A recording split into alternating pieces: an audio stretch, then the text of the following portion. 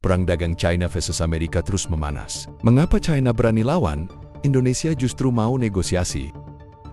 Kebijakan perdagangan internasional selalu menjadi topik yang menarik dan penuh dinamika. Terlebih ketika melibatkan negara besar seperti Amerika Serikat dan China. Salah satu isu terkini yang mencuri perhatian adalah perang tarif antara kedua negara tersebut. Amerika Serikat, di bawah kepemimpinan Presiden Donald Trump, memberlakukan tarif impor yang tinggi terhadap barang-barang Cina. Sebagai balasan, Cina pun tidak tinggal diam dan memutuskan untuk menanggapi dengan kebijakan tarif yang setara. Meskipun demikian, Indonesia yang juga terkena dampak dari kebijakan tersebut memilih untuk mengambil pendekatan yang berbeda, yaitu negosiasi. Mengapa China berani melawan kebijakan tarif Amerika Serikat sementara Indonesia memilih jalur diplomasi? Ekonom dan guru besar Universitas Indonesia Renald Kasali memberikan pandangan menarik mengenai perbedaan ini. Artikel ini akan menggali lebih dalam tentang alasan dibalik strategi yang diambil China dan Indonesia serta apa yang bisa dipelajari dari situasi ini. Menurut Renald Kasali, salah satu faktor utama yang memungkinkan China untuk berani melawan kebijakan tarif impor Amerika Serikat adalah keberhasilan negara tersebut dalam membangun ekonomi yang mandiri dan mengurangi ketergantungannya terhadap negara-negara lain, termasuk Amerika Serikat. China telah melakukan pekerjaan rumah yang baik sejak masa pemerintahan Trump yang pertama. Sejak saat itu, China menghadapi berbagai serangan perdagangan dari Amerika Serikat, mulai dari tarif tinggi hingga larangan terhadap penggunaan teknologi Amerika Serikat.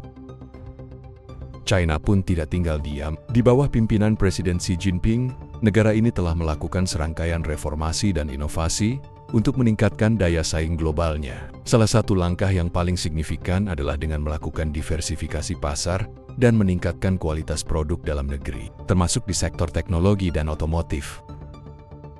Misalnya, China kini menjadi pemain utama dalam teknologi komunikasi, dengan produk seperti Huawei yang telah menembus pasar global, serta dalam kendaraan listrik melalui merek-merek seperti BYD dan Wuling yang semakin mendominasi pangsa pasar dunia. China berinvestasi di negara-negara berkembang seperti Vietnam yang kini menjadi salah satu penguasa pasar Amerika Serikat. Renald Kasali menambahkan, China melihat Vietnam sebagai peluang untuk memperluas pasar mereka ke negara-negara lain. China tidak hanya mengandalkan kapasitas produksinya, tetapi juga pada inovasi dan teknologi. Produk-produk seperti kendaraan listrik dan teknologi AI seperti DeepSeek menunjukkan kemampuan China untuk bersaing dalam industri-industri baru yang sangat penting bagi masa depan ekonomi global. China juga telah berhasil menciptakan infrastruktur yang kuat dan memperluas hubungannya dengan berbagai negara di seluruh dunia.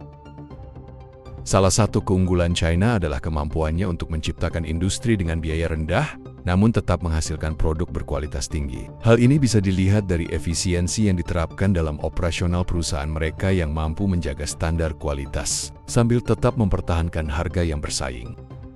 Di sisi lain, Indonesia yang juga terkena dampak tarif impor Amerika Serikat memilih untuk menggunakan pendekatan diplomasi. Pemerintah Indonesia melalui para menteri ekonominya melakukan berbagai upaya negosiasi dengan Amerika Serikat untuk memperjuangkan kepentingan ekonomi Indonesia. Namun, pendekatan ini menunjukkan bahwa Indonesia belum cukup siap untuk menghadapi tantangan besar di pasar global, terutama jika dibandingkan dengan China.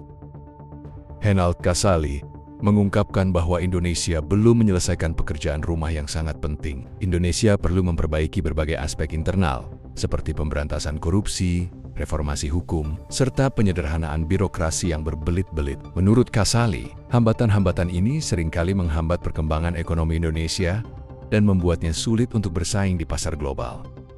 Renald juga menekankan pentingnya peran pendidikan dalam pembangunan ekonomi China. Dengan pendidikan yang berkualitas, baik di tingkat dasar maupun perguruan tinggi, China telah berhasil mencetak tenaga kerja yang terampil dan siap bersaing secara global. Beberapa universitas ternama di China, seperti Tsinghua University dan Peking University, telah masuk dalam jajaran universitas terbaik di dunia.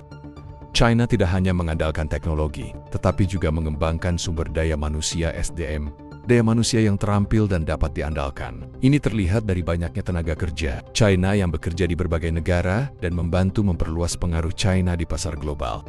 China telah membuktikan bahwa dengan strategi yang tepat, inovasi, serta pengembangan SDM Yuan yang baik, negara ini mampu menghadapi kebijakan tarif yang merugikan dan bahkan berbalik melawan kekuatan besar seperti Amerika Serikat. Sebaliknya, Indonesia perlu mempersiapkan pekerjaan rumah yang lebih serius agar dapat meningkatkan daya saingnya di pasar global. Ini mencakup reformasi struktural, pemberantasan korupsi, dan perbaikan sektor pendidikan. Dengan mempersiapkan langkah-langkah strategis, Indonesia bisa lebih berani mengambil langkah-langkah yang lebih tegas dalam menghadapi tantangan global.